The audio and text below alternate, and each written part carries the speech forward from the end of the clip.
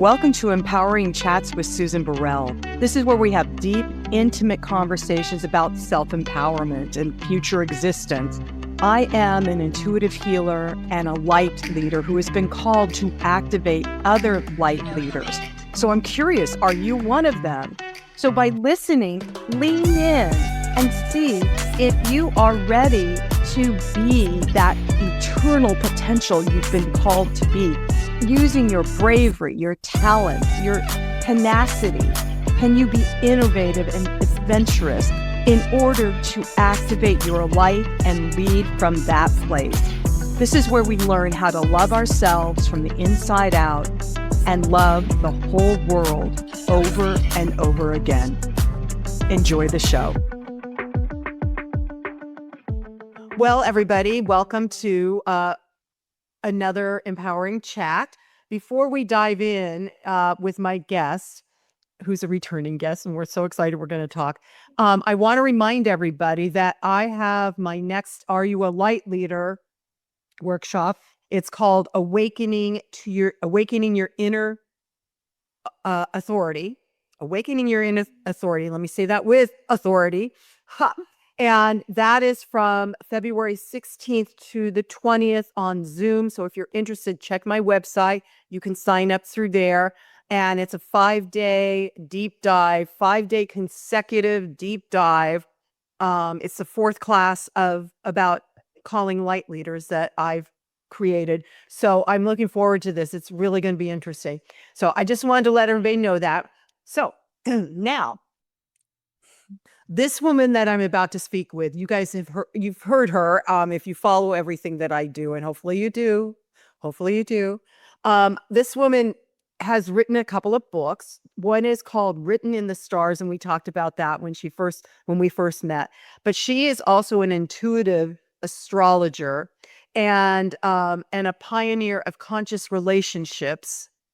And so oftentimes that's what her astrology is about, is how you're going to be in relationship with yourself and others. So I want to welcome Kate Rose. Kate, thanks for joining me. Oh, thank you so much, Susan. And I have to ask, did you consult the astrology when planning out your workshop?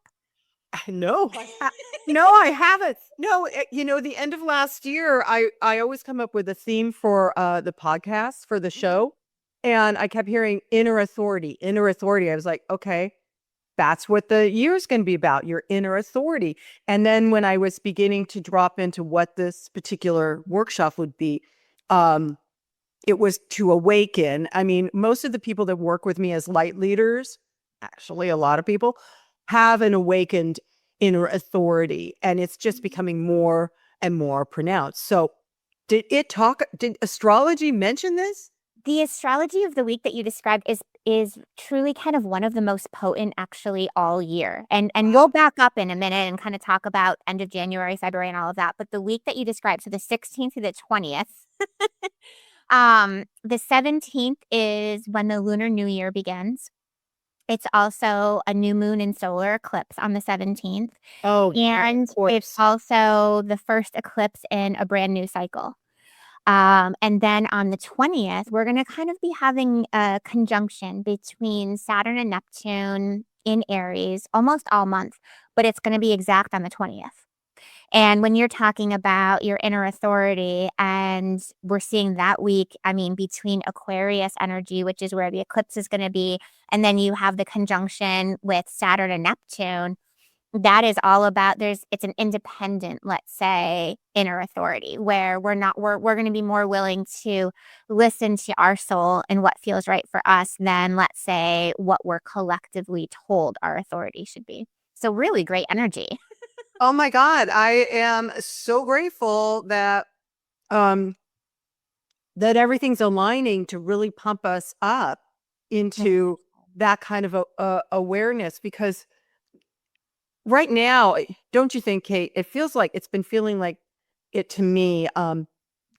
It's time for us to go within. It's always time for me to go within and just understand why I'm here, but to really go within and not outsource our authority to pundits and news and friends and doctors or whatever it is, right?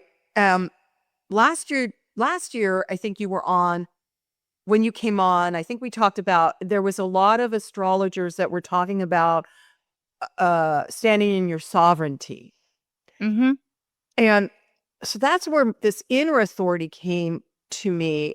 This is just my process, because when I first heard standing in your sovereignty, I was like, oh, that feels right. That feels, and the more I heard it, the more it did not feel comfortable to me, because sovereignty to me has a shadow element of kingly, queenly, royalty, which we're not, I mean, really, human beings aren't royal. We're divine, Mm-hmm. but we're not Two royal. different things. Two different Right. things. Right. So that's why inner authority became more of a focus for me. Um, because it Well, was and it really it yeah. ties along with having it be the year of the fire horse too. Yes. Because, you're talking about fire horse, obviously the elements fire with that. There's going to be a great deal of Aries energy with Saturn and Neptune, the conjunction in February. And then we have, obviously, they're going to be in those respective signs all year. That's a great deal of fire energy. And Aries is the leader. So as soon as you said like our inner authority, and I'm thinking, okay, that is kind of one of the descriptions, one of the themes of Aries energy. Um, and being able to have an inner sense of authority where it's like the Aquarius energy, especially during the week that you're going to be having this beautiful space open. It's this about what is the purpose of this inner authority? Aquarius asks those philosophical questions. It asks how to be of benefit to ourselves and to the world around us. It asks us to sometimes be a leader. Again, a little bit of that Aries energy in the collective. Are we going to just kind of go along with the masses? Are we going to remain silent, or are we going to stand up for where our soul says that we should be, or what is right, what is true according to universal standards? Yes. I love that you said it that way, because that's part of what I'm working on right now Mm. in creating this workshop, is bringing people into an understanding of how to trust themselves and speak or stand in their own truth, because we all have, well, we're in a collective consciousness. Mhm. We all have unique individual truths that contribute, not divide, but contribute. No, and past lives experiences and what we're bringing to the collective. And I feel like there's been, first of all, it's we're in 2026, but this aspect of calendar years is something that was man-made. It was designed. It was not part of the organic, natural flow of life. Our ancestors, January 1st, first of all, they didn't even call it January 1st, but they did not jump into action with resolution and change and forward movement. It was a season of respite, of planting the seeds that you hope to blossom, of reflection. So many people I've been speaking with have been saying, okay, well, it's 2026. Why does it already feel worse than 2025? Which I mean, to some degree, I can absolutely validate that experience. But really, what we have to look at is it's that aspect of the Lunar New Year. So yes, the calendar turns 2026 on January 1st. But what that really means is that we still had 6 weeks left in the year of the snake. And the year of the snake, it's yes, maybe the snake could have some authority, but it's not a creature that is regarded as having a very high level. Of course, unless, Kundalini energy, there is a snake depicted there. But it's on the ground. There's a lot of sacrifice. There's a lot of survival that goes along with the snake. Um, a lot of difficult process in shedding what needs to be released, which I think is really what has dominated the energy so far in January. You Yeah. think about I had one of my best friends, her husband actually ran a snake rescue. And Wow. so I was terrified of them when I was a child. And then of course, grew and realized there's this beautiful spiritual power behind them. But I remember going over and the snakes would shed, normally in a rescue just as they would in the wild. And sometimes there's bits and pieces, that remain stuck on even after they've shed. They don't do a complete shed, maybe pieces. And it's uncomfortable for them. They want it off and they have to figure out how can we get this off. So now I'm completely reborn. Now I'm in this brand new skin, this brand new body. And it's difficult. They have to rub up against it's friction, rubbing up against what already is one word that is uncomfortable. And so that analogy of, okay, well, we've mostly shed, but we have certain pieces that may have still been stuck on. And what does that look like for us in these first 6 weeks of the year to really move up against something uncomfortable, something maybe a little bit rough, and shed those final layers? Kate, I love that you explained it that way because, um, I was crawling to January 1st. I couldn't. I was like, there. I know that's the finish line, right? And I love that when you said sovereignty, I'm like, I think most people, the end of 25 and even now, it's like we're just doing belly crawls. We're just doing belly crawls. Yeah, yeah. And once I got into, it is January 1st, and I went, oh crap, it's not done yet, because that's when I realized the the year of the horse begins in February, and I'm like, yeah, but it's not as intense for me. I processed enough from last year, at least enough, that it's not as intense right now these 6 weeks, and I'm able to position myself at an observation level as opposed to ho- ex- experiencing everything level. Well, and that comes one from what we choose to make of the first beginning or the middle or the, nearing the end of the lunar year. And it also with the energy. I mean, even though Aquarius season only started, mid-January, it's also that space where it automatically will start to give us a different perspective. And during, early January, planets already began kind of their procession into Aquarius. Aquarius is an air sign, so automatically there's going to be more movement than, let's say, Capricorn or Scorpio energy that we were moving through at the end of fall. I mean, that's going to feel very rough at times, very emotional, very maybe even stuck. Um, Aquarius energy, it's my favorite way to describe Aquarius is a rebel with a cause. I love that. It's not, it's not crazy all over the place, unfocused energy. They may not follow the rules. And I have my Aquarius moon, so I feel like I have a stake in this. Um, but what they're going to do is going to serve a purpose. And Aquarius is also not a selfish purpose. Aquarius is, okay, maybe I'm going to do this. And maybe my close friends, or maybe I have certain alliances or acquaintances that might disagree with me, but I know that this is right. I know this isn't just right for me, but this is right for my inner collective as well as the outer bands that we're seeing affected by so much right now. That makes a lot of sense. That makes a Well, lot of February 17th is the eclipse and the year of the fire horse. And the Lunar New Year doesn't always necessarily begin in eclipse season.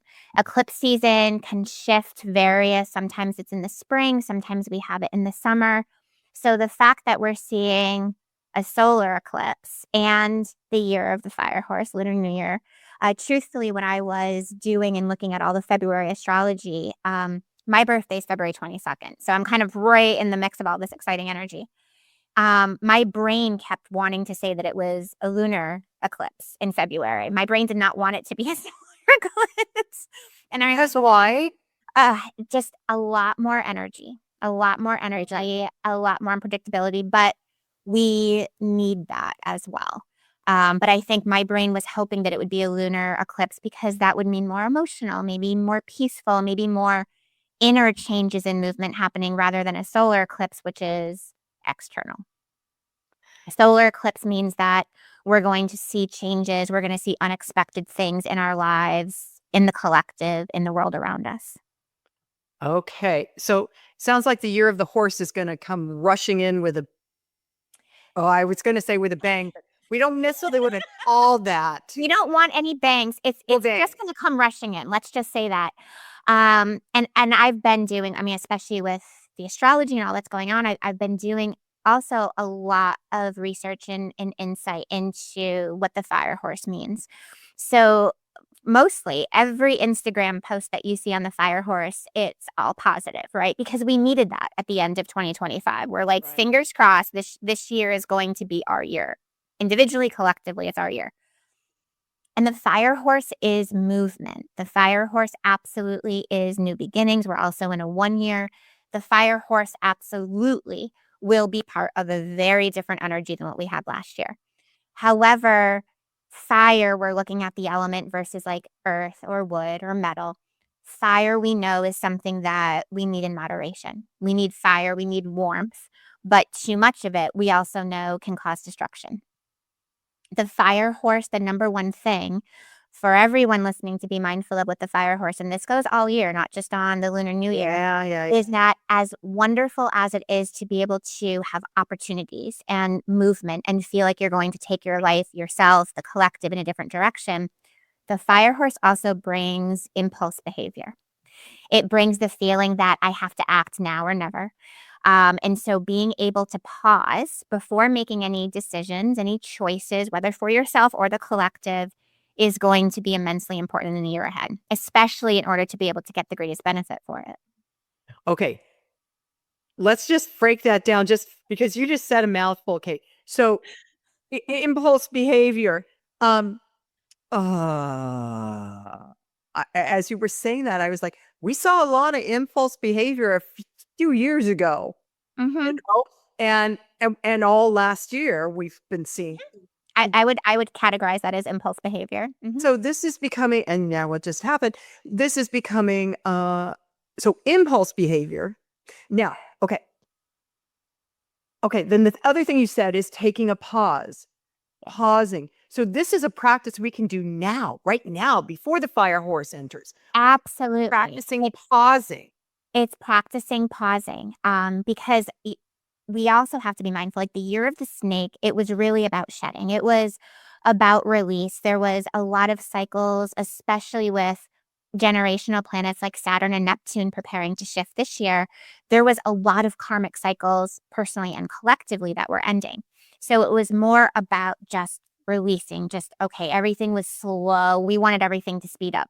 Well, Right. now everything is going to speed up, but we need to make sure that we kind of embrace some of the lessons of 25, that we're able to say, okay, maybe this is an amazing opportunity, or maybe my feelings got hurt, or maybe I feel jilted in some way or insecure. Instead of just having an impulsive reaction, can we learn from the year of the snake and pause for a minute and ask ourselves those questions of, where do I feel guided? Do I feel like there's anything that I need to learn before being able to step into this? What would be the results of me doing this? Would it bring me closer or further from the life that I feel like I'm meant to live and be of benefit to others? I So it's love that five. question. It's an important. Our world would be a better place if we asked ourselves that question. Yes, that's a great question. Where would we be? And is this the direction we want our lives to go for ourselves and for others, as opposed to 'Cause just there's getting that something? there's that butterfly effect. We can make our own personal choices, and we should pursue our dreams. We should try and work to manifest our intentions and align ourselves. But what we do for ourselves will always ripple out. It ripples out in a small way and then eventually in a larger way. So even whether it's, we're shopping around town doing our errands, if we're walking around town and driving perhaps, and we have a short fuse and we're angry and we let the door slam in somebody's face, or we cut somebody off in traffic, or slam on our horn, or give the child running through the aisle a glimpse and, say something under our breath. That's energy that we're passing on, that now other people are going to be angry. They're going to be frustrated. Yeah. They're going to be sad. They're going to be disappointed. Versus if we went through our day holding the door for strangers, smiling, saying, I hope you have a great day, pausing, letting someone into traffic, completely different energy. So if our energy can transfer out to others, so does the choices we make for our own life. So it's intentionally, you guys, I want you to get what Kate's saying here, being intentional on how you want to interact with other people and with yourself. And if you're doing it from frustration or fear or anger, that is just creating more. It creates more. That's what she's talking about with the ripples. And if you intentionally do it with love, I choose to go through my day with love. I claim peace within myself. Then you are sharing that with anybody you interact with. I have a quick story. Please do. The other day I was driving and I was getting off a freeway exit, and there was I had to be at a stoplight, and there was a homeless vet. That's what I assumed he was, sitting on the corner, as they do, as lots of homeless people do, with a sign. And lots of people, I glanced and then I looked away, and then I went, wait a minute, his sign has one word. So I looked again, and it said smile. And he saw me looking, and he's looking at me, watching my reaction. And I looked away and I'm processing, just smile, just smile. I thought, Susan, just smile. So I started smiling at him. And then when it was my turn to go through the green light, as I went by, I felt so good. And I just sent him love, and I was waving, and he waved back, and he was kind of like a little startled, but just waved happy. And I thought, that guy made my day, the rest of my day, because he helped me shift my energy just by smiling. It makes a huge difference. And I mean, granted, there's always going to be kind of anomalies, let's say, in that energetic frequency. But for the most part, if we're trying to be mindful of bringing the energy that we hope to receive, that is what we're going to receive. If we're trying to send out love, positivity, understanding, acceptance, forgiveness, that's more of what we're going to see in our daily life. That's how people are going to treat us. That's going to be the majority of the actions. But yes, absolutely something simple like that. A long period of time, I would actually, when I was stopped at those lights and those people were there, regardless of what I had in my car, I would actually invite the person over to my car, and I would ask their name, and I would ask them how they are. And all that is possible actually during a red light. They're so long.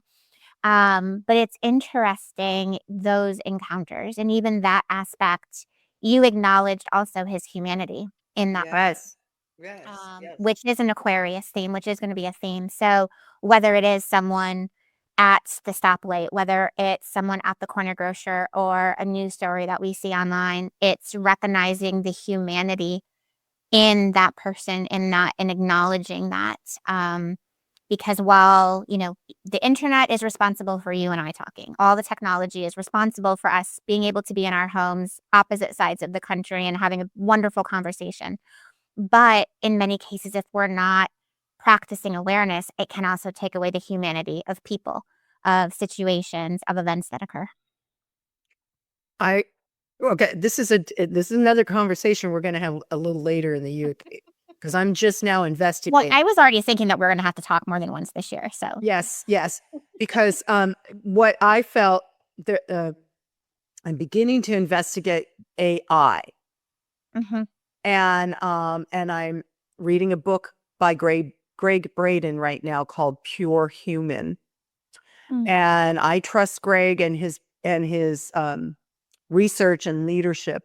And he's talking about how there are elements of AI that may diminish our consciousness, our creativity, and disconnect us from our divinity, which is exactly who we are and why we're here, to explore the divinity that we are within.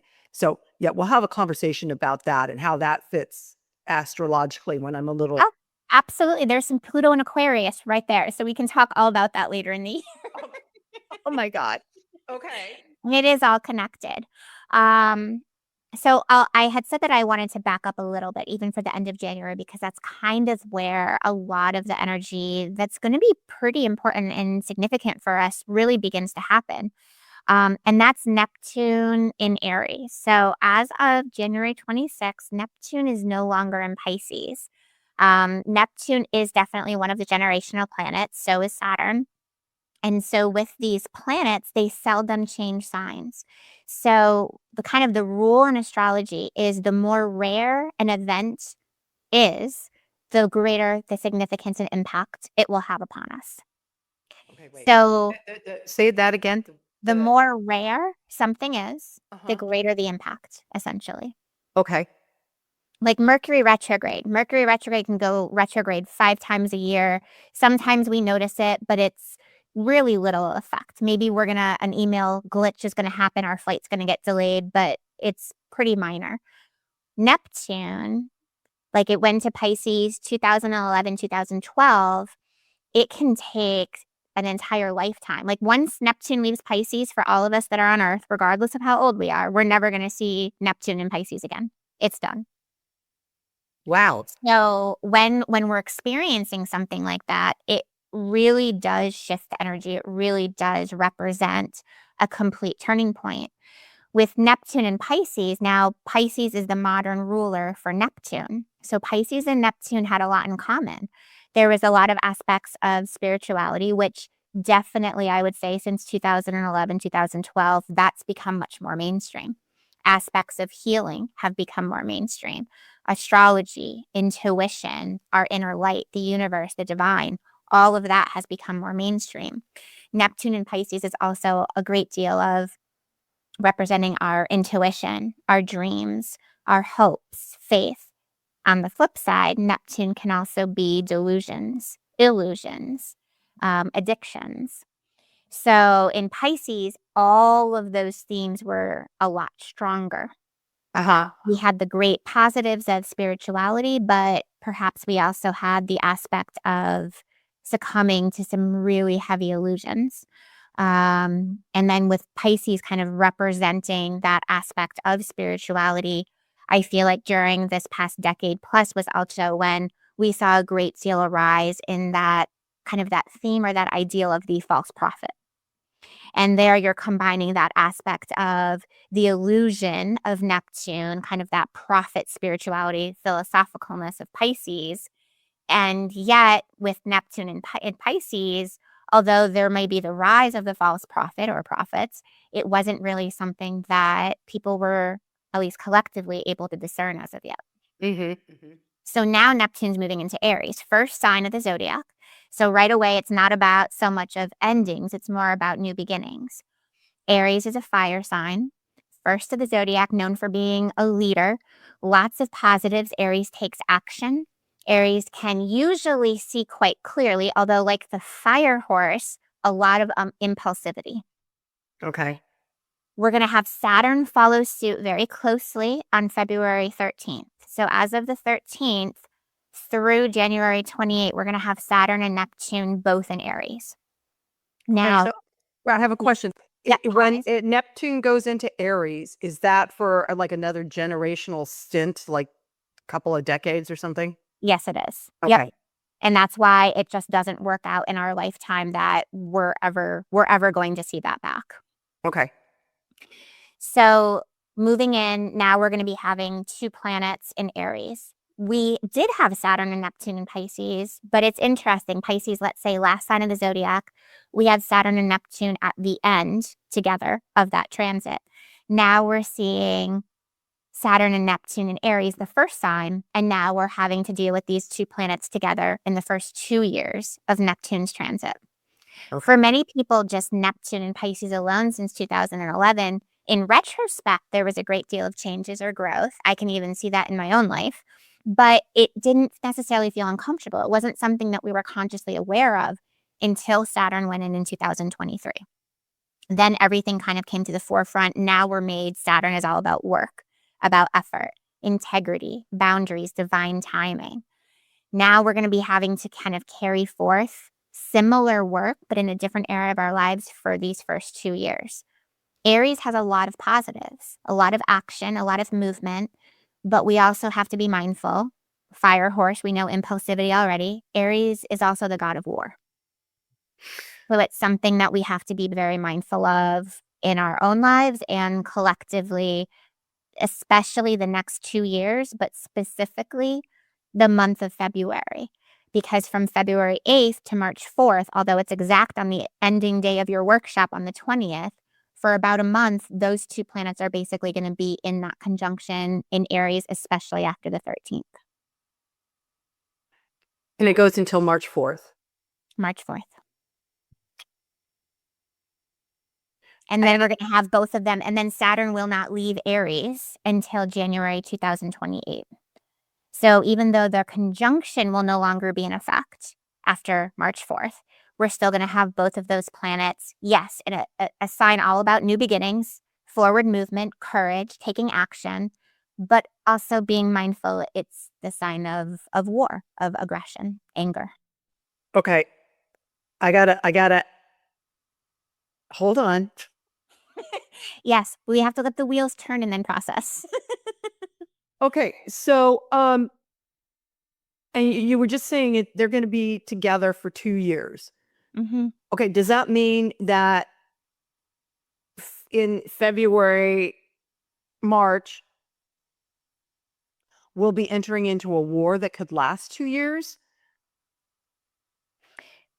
Superficially, it's a possibility, but more so, it's about not just, let's say, a physical war, the war, let's say, within ourselves, especially when looking at illusions, truth, integrity, which Saturn represents.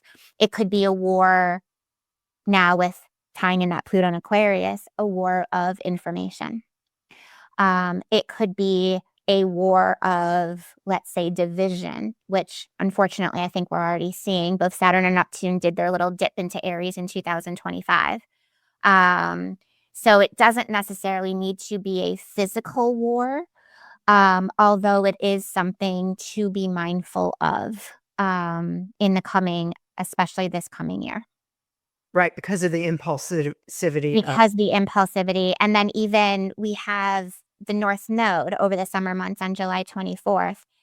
Aquarius, the North Node will officially move into this air sign. And we said there's a lot of positives about it. But with the North Node, which is all about your fate, what you want to aspire towards, which in Aquarius, it's pretty clear. It's all about the collective energy. It's all about being able to kind of have unconventional outcomes, being open to doing what's good for others as well as ourselves. The South Node is in Leo. South Node is generational karma. So now you're having Saturn and Neptune, fire sign. You're seeing the South Node in a fire sign representing karma. Saturn is also the ruler of karmic lessons and all of that. So we have to be very careful on the choices that we make and how swiftly we take action, because with all of that occurring, it very well could lead to, especially Leo, that South Node, like if whether personally or collectively, if there's like an insecurity, an embarrassment, if we're found out that that illusion was incorrect, what are we going to choose to do because of that? Mm-hmm. Mm-hmm. Mm-hmm. So, and there is a lot of positives. I mean, there's a lot of opportunities with the energy to be able to have more people awaken, to have more people be able to understand the power of the collective, to see one another's humanity, to recognize that often doing what's best for ourselves in alignment with our soul actually ends up being of benefit to the collective without having to work too hard at it. Oh, I love that. And it also really exemplifies that aspect. And we'll get to more transits later in the spring. But it also really exemplifies that aspect of what does it mean, let's say, laws of men versus laws of the universe. And sometimes it feels, I say men only because, referring to humanity, but also majority of rules were not actually created by female members of society. So with that aspect, it's the universal laws are pretty simple, are pretty standard. Kind of goes along the lines with my Polish bop she always told me, which is you treat others how you want to be treated. Universal laws is truth, honesty, integrity, being upfront, not doing something behind somebody's back or saying something that you wouldn't say to the collective. So the universal laws are pretty straightforward. Whereas we know the laws of men, there's a lot of change, there's a lot of gray areas, a lot of interweaving in that. So the year ahead also brings more of a focus on, let's say, those universal laws, which really can't be disputed. Right.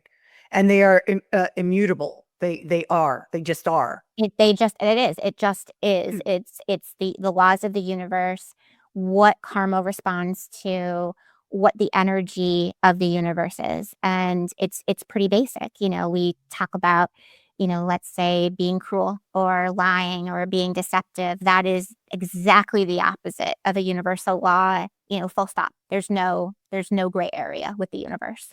Right. Right. So, well, and also there's like the law of cause and effect. Mm-hmm. This is how we as humans, how our souls evolve in a human existence is by enacting the law of cause and effect, just for one, and seeing, oh, when I'm angry and mean and full of hate, I get more of that. And when I'm loving and kind and compassionate, I get more of that. And then we hopefully we learn. So can we back up just a little bit, Kate, because you talked about generational karma. Does that mean through our individual ancestors, or it's humanity collective generational? So the South Node can be both our personal generational karma, where it would have come from our ancestors, previous grandparents, and such.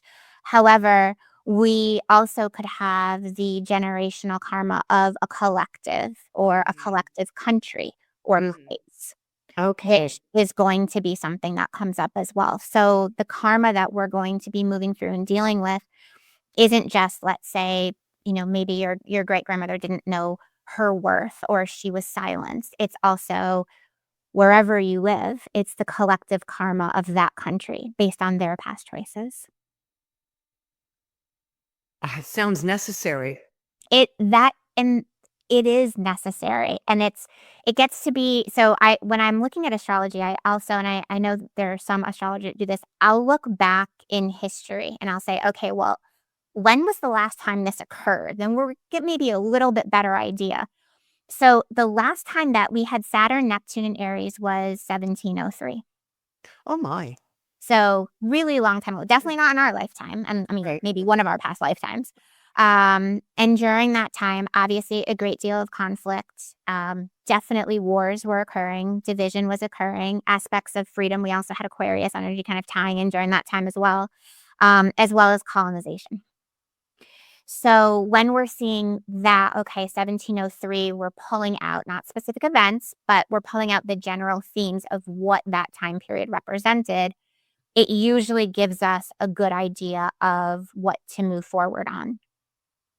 The last time that Saturn and Neptune were conjunct was actually in Capricorn. So it doesn't happen with every single zodiac sign. So the last time that they were actually conjunct themselves was in Capricorn, and that was 1989. So I did a deep dive and I'm like, okay, that was in my lifetime. What Right. happened?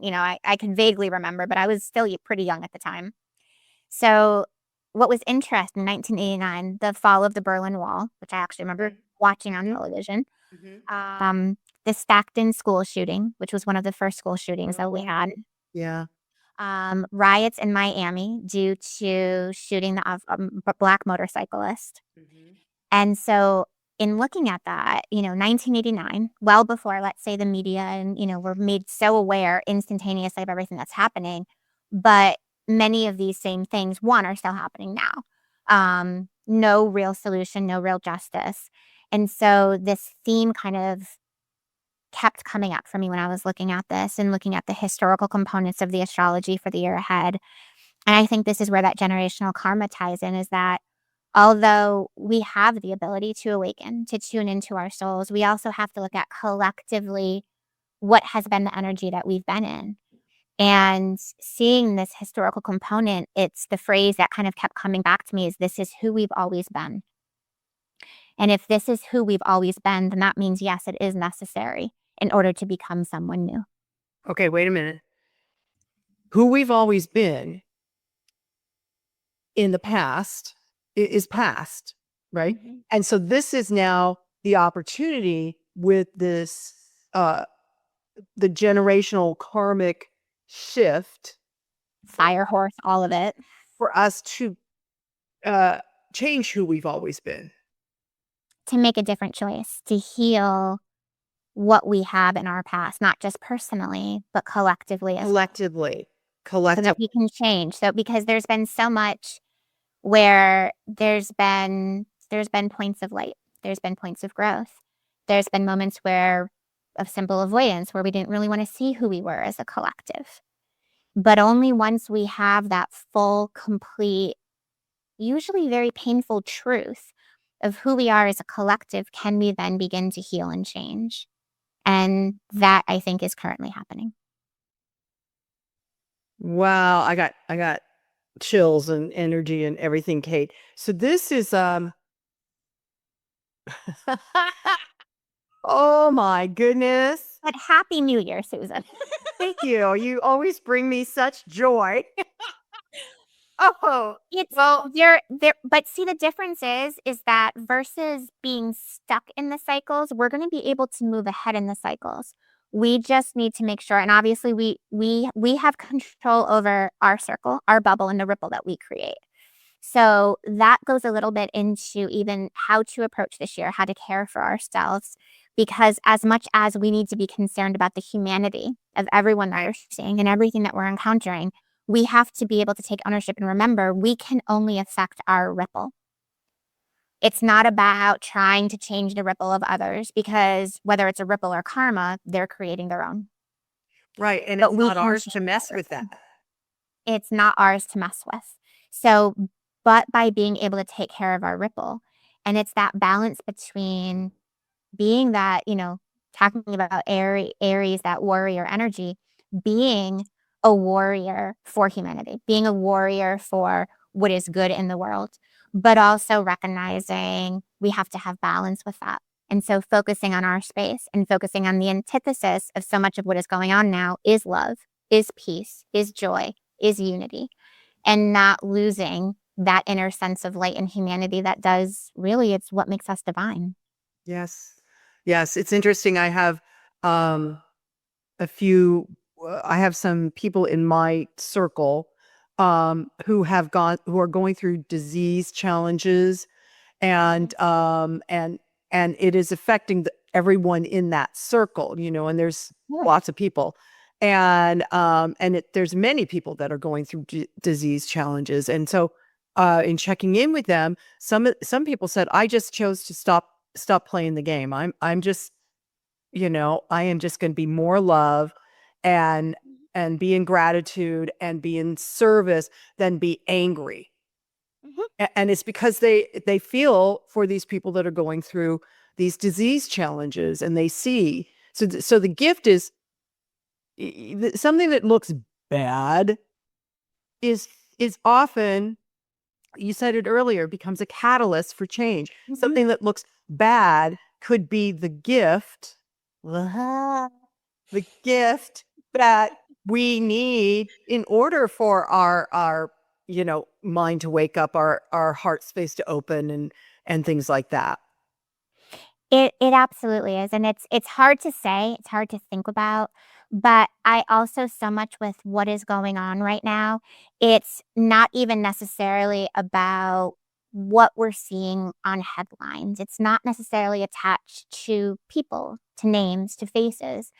It's an energy, and that is really what is at play right now. It is energy, it is karma, and just as we can be the embodiment of love or of the divine, some people are born into this lifetime with the embodiment of delivering karma or being a darker force.